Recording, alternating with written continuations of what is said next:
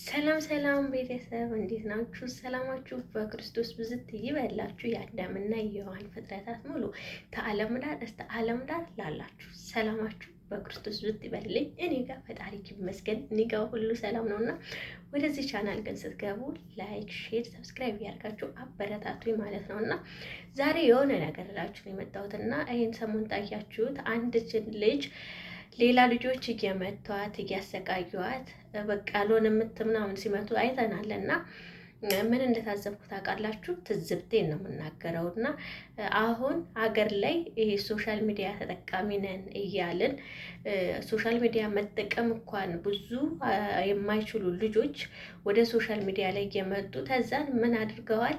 እድሜያቸው ልክ እንደኛው ሆኖ በወጣትነታቸው እድሜ ሀያዎቹ አስራዎቹ ምናምን የሆኑ ልጆች ጉርብ መስርተው በዛ በጉርብ ምን ያደርጋሉ? የ04 ቀበሌ የ05 ቀበሌ የ06 ቀበሌ እዚህ ቀበሌ ከሬ በመጣ ምናምን ብሎ ይሄ የማፊያ ቡድን የሚባል ነገር አለ በነገራችን ላይ እና እኔም ስላየሁት ነው። እና እኛ እንኳን ድሮ በፍቅር ነው እኔ እኮ የዚህ ሰፈር ልጅ ነኝ እኮ ዜሮ እንደዚህ ምናምን እሱ ምንድን ነው የፍቅር ነው ድሮ የምንለው ድሮ ልበል እንጂ እና አሁን ላይ ግን የምመለከተው ይሄ የማፊያ ቡድን ማለት ይቻላል። እና የሆነን ሰው ሄዶ የሆነን ሰው ቀጥቅጦ የሆነን ሰው አጥቅቶ የሆነን ሰው የሆነ ነገር አድርጎ ቪዲዮ ላይ ተቀርጾ ያ ቪዲዮ ይተላለፋል ምናምን። ግን በጣም የታዘቡት ነገር ምን እንደሆነ ታውቃላችሁ? ተነይተ ልጆች በቪዲዮ ነው የመጡት፣ በቪዲዮ ነው ሲቀጠቅጧት ምናምን ሲያሰቃዩት ግን ተጀርባ በቪዲዮ ውጪ ስንት ወጣቶች፣ ስንት ህጻናቶች፣ ስንት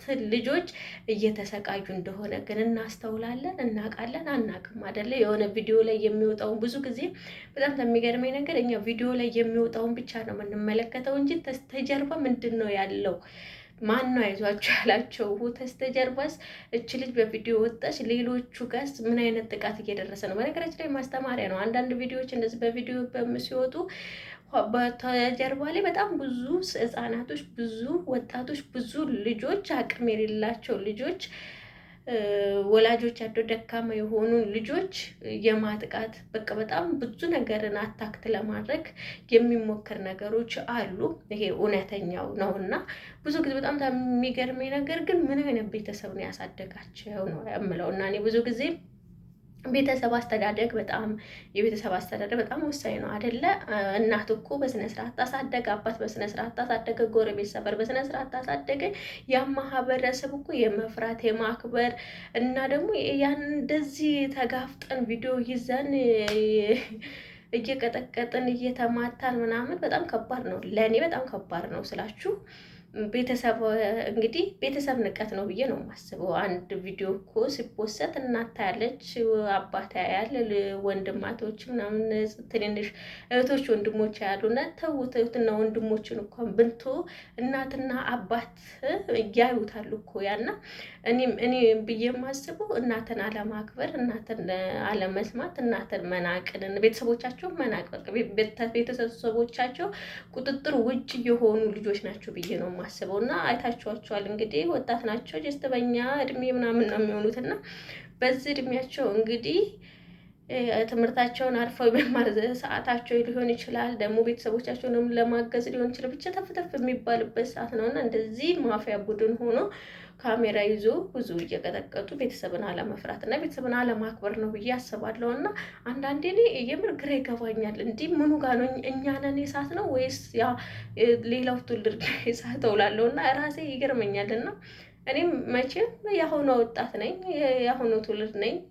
ገባችሁ አይደለና ራሴን ጠይቀዋለሁ። ምኑ ጋር ነው ስህተታችን? የቤተሰብ በነገራችን ላይ ቤተሰብ አስተዳደር በጣም ወሳኝ ነው እና የቤተሰብ ግዘታ። ሁለተኛ ደግሞ በየእምነታችሁ ውስጥ እውነቴን ነው እኔ ስላችሁ በጣም ደካማ ነኝ ግን አንብቡ ስላችሁ መጽሐፍ ቅዱስን ለማንበብ ሞክሩ፣ ስብከትን ለመስማት ሞክሩ። እስቲ እንደዚህ አይነት ሰዎች ተጠናውታችሁታላችሁ እና ስድብ የሴጣን ነው፣ ሰውን መደብደብ የሴጣን ነው። በቃ አይደል እነዚህ መጥፎ ድርጊቶች የምናደርጋቸው እያንዳንዷ ነገሮች ፈጣሪ የማይወደው ነገር ነው እና ፈጣሪ የማይወደውን ነገር ለምንድን ነው የምናደርገው? በዚህ እድሜያችን ስላችሁ በአሁን ጊዜ እድሜያችን ዛሬ እንኖር ነገ እንኖር የምናውቀው ነገር የለም። ተኝተን እንኳን መነሳታችንን የምናውቀው ነገር የለም እና ይሄን ያክል እርስ በርሳችን ክፋትን በቃ የክፋትን ጥግነት እያሳየን ነው። እና እውነት ለመናገር እኛ እንኳን በሰው ሀገር እኮ ሆነን ስደት ላይ ነው ሆነን እንከበራለን እኮ ገባችሁ አይደለ? ሰብአዊነታችን ተከብረን ቀና ብሎ የሚያየን የለም፣ ቀና ብሎ የሚናገረን የለም። እውነት ለመናገር ስላችሁ ገደብ አለው አይደለ? ያን ገደብ አለማለፍ ነው እና ተከብረን ነው የምንኖረው። እና አገር ላይ ግን በራስ ቋንቋ እየተናገሩ የራስ ከለር እያለን ይሄን ያክል ክፋት መሄድ በጣም ተገቢ ነው ብዬ አላስብም። እና ምንድን ነው የተጠናወታችሁ እውነት ለመናገር እና ስራችሁ የሰው ልጅ ሰርቶ ለመቀየር እና እርስ በርስን መደጋገፍ ነው ያለበት እንጂ ይሄን ያክል በቃ ወደ መጥፎ ነገር ውስጥ መግባት አለበት ብዬ አላስብም። ስላችሁ በመልካም ነገሮች ውስጥ ብናልፍ መልካም ነው። አንድ ጓደኛ እኮ ሊያጠፋ ይችላል። አንዱ ሲያጠፋ ግን ተነጋግሮ መፍታትና ይሄ በቃ አለ አይደለ? ሶሻል ሚዲያ እኛ ሀገር ላይ እንዴት መጠቀም እንዳለብን አናውቅም። ግን ሀገር ቤት ሶሻል ሚዲያ በስነ ስርዓት ብትጠቀሙት በጣም ገቢ ያለው ነው። በአሁኑ ሰዓት ሶሻል ሚዲያ ላይ ነው ሁሉ ነገር እና ትምህርት የምንማርበት ራሳችንን የምናይበት ራሳችንን የምንታዘብበት ነው አይደለ? እና በቃ ግን እኛ ሀገር ላይ አሁን ላይ ምንድን ነው የማፊያ ቡድን የሆነ ቀበሌ የሆነ ዜሮ የሆነ ቀበሌ የሆነ ማፊያ ላይ የሆነ ቀበሌ የሆነ ማፊያ ላይ እነያ ማፊያው ደግሞ ተሰብስበው የሆነን ሰው አታክት ለማድረግ አብሶ ደግሞ ደካማ ቤተሰቦቻችን እንደዚህ በቃ የሆኑትን ቴከር የማይደረጉ ልጆች ላይ አታክ ማድረግ ነው እና በጣም ያሳዝነኛል። ግን በነገራችን ላይ ወዴት እየሄድን እንደሆነ በጣም ነው የሚገርመኝ። እና ነገ እንግዲህ ሀገር ተረካቢ የምንባል ወጣቶች ዛሬ ላይ እንደዚህ ተሆነ ይሄ ስርዓት አልባ ከባድ ነው ስላችሁ። የትኛውም እምነቱ እኮ በነገራችን ላይ ስርዓት አልባ ሆኖ አይልም። እንደው ቤተሰብ ራሱ አይቀጣም ብንል እያንዳንዳችን እኮ መጽሐፍ ቅዱስ እናነባለን፣ ስብከት እንሰማለን፣ ቁርአን እንሰማለን። ሁላችንም አይደለም ስለ እውነቱ ብንነጋገርና ሁላችንም በየእምነታችን እንዶ ማንበብ እንኳን ባንችል ስብከቶችን እንሰማለን፣ ሲያስተምር አስተማሪዎችን እንሰማለን እና ተዛ ላይ እንኳን ማገናዘብ እንዴት ያቀተናል። እና እውነት ለመናገር እሺ ቤተሰቦቻችሁን ታላከበራችሁ፣ እናትና አባታችሁን ታላከበራችሁ፣ ለተላለቆቻችሁ ክብር ታልሰጣችሁ እንኳን ለተላለቆቻችሁ ለተናናሾቻችሁ እንኳን ክብር ታልሰጣችሁ ዝም ብላችሁ ተሆነ የምትራመዱት ኢየሱስ ክርስቶስ እንኳን ፈጣሪ እንኳን ምድርና ሰማይን የፈጠረ ጌታ እንኳን እሱን እናውቃለን ማለት በጣም ለኛ ከባድ ነውና የምር ነውና ስላችሁ በቃ እንደዚህ ቤተሰብን አለማክበር እና ቤተሰብን አለመፍራት ይመስለኛል እንደዚህ ወጣቱ በቃ ስልክ ስላለው ብቻ እንደፈለገ የሚሆንበት ሰውን የሚቀጠቅጥበት በጣም ዋጋ ያስከፍላችኋል። ዛሬ ላይ አይምሰላችሁ።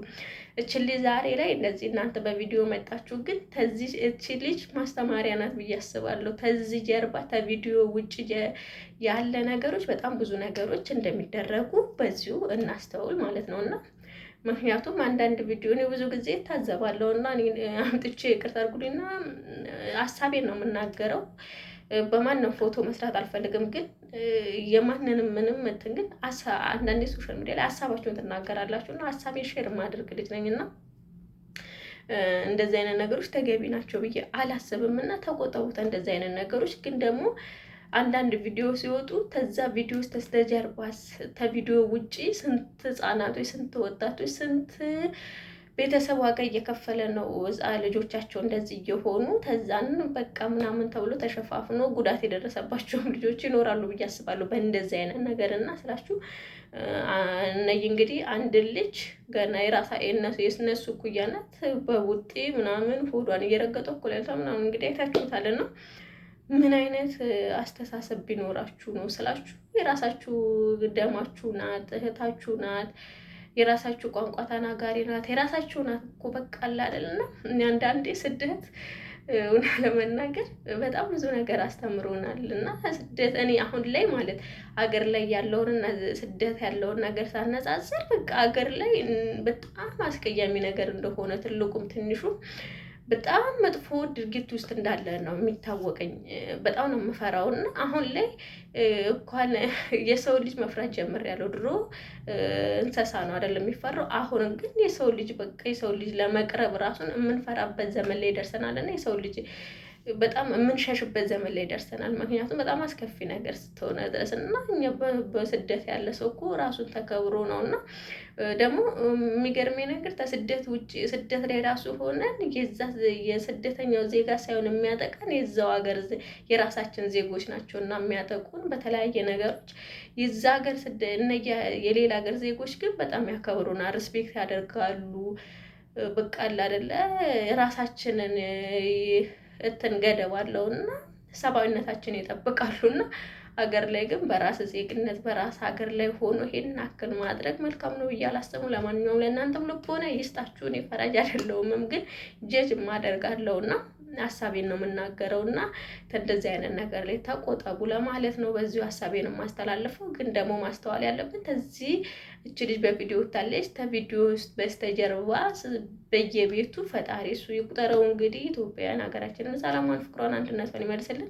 እርስ በርስ የምንተሳሰብበትን ይሄ በቃለ ከመጥፎ ነገሮች የምንወጣበትን ዘመን ያምጣልን። ምክንያቱም በጣም አስከፊ ጊዜ ላይ እየደረስን ይመስለኛልና ምክንያቱም ዛሬ ታይተን ነገ ማንታይባት ምድር ላይ እየኖርን ይሄን አክል ክፋት ማለት በጣም ከባድ ነውና አላቅም ስላችሁ ይቀጡ ለፍርድ ይቅረቡ ምናምን እኔ አልልም። ምክንያቱም ፈጣሪ ነው ፍርድ ነው የሚሰጠው። ግን ፍትህ ይገባታል። አዎ ፍትህ ግን ደግሞ ፍትህ ይገባል ብለን በምንጮህ ሰዓት ሀገር ላይ ፍትህና ሕግ ስለሌለ ብዙ ማውራቱም ብዙ መናገሩም ተገቢ ነው ብዬ አላስብም። ምክንያቱም ሀገር ላይ ሁላችሁም የምታውቁት ናቸውና ገዳይ ከፍ ብሎ ይሄዳል፣ አንገቱን ቀና አድርጎ ይሄዳል። ተበዳይ ደግሞ አንገቱን ደፍቶ የሚሄድበትና የሚፈረድበት ሀገር ስተሆነ ድረስ እውነት ሀገር ላይ ትሰፍናለች ብዬ የማላስብ ልጅ ነኝ እኔ በነገራችን ላይ እና ምክንያቱም ተማየውም አንጻርና ከብዙ ነገር አንጻር ግን ፈጣሪ አምላክ እሱ የእውነት ፍርድ ሰጪ ነውና ልቦናችንን ለሁላችንም መልካሙን ልቦና መልካሙን ሀሳብን መልካምን ነገሮች ወደ አይምሯችን ይስጠን። መጥፎ ተስናደርግ ፈጣሪ ተመጥፎ ነገር አይናችንን ሽፍን አርግቶ በልባችን መልካም ነገሮችን እንድናስብ እንደዚህ መጥፎ ነገር ላይ ተሰማርተው ላሉ ልጆች እንደዚህ በቃል አይደለም መጥፎ ነገሮችን የሚያስቡ ልጆችም ፈጣሪ ልቦናቸውና ይመልስላቸው ባይ ነኝና እንግዲህ ፈጣሪ ፍርዱን ሰጪ ፈጣሪ ነውና እዚህ ምድር ላይ ዛሬ እንኖራለን፣ ነገ መኖራችን አናውቅም። ተኝተን መነሳታችንን እስከማናውቀው ድረስ መልካም ነገሮች እየሰራን ብንሄድ መልካም ነው ብዬ አስባለሁ። በዚህ ልጅ ቪዲዮ ነው እንግዲህ ልናገር የሞከርኩት ሀሳቤን። በሌላ ቪዲዮዎች እመጣለሁ። ጥሩ ነገሮች ጥሩ ትምህርቶች እርስ በርስ እየተማማርን እንሄዳለን። ግን ጎበዝ እና ጠንካራ መሆን አለብን ብዬ አስባለሁ። እርስ በርስ ደግሞ ቼክ መደራረግ አለብን ብዬ አስባለሁ።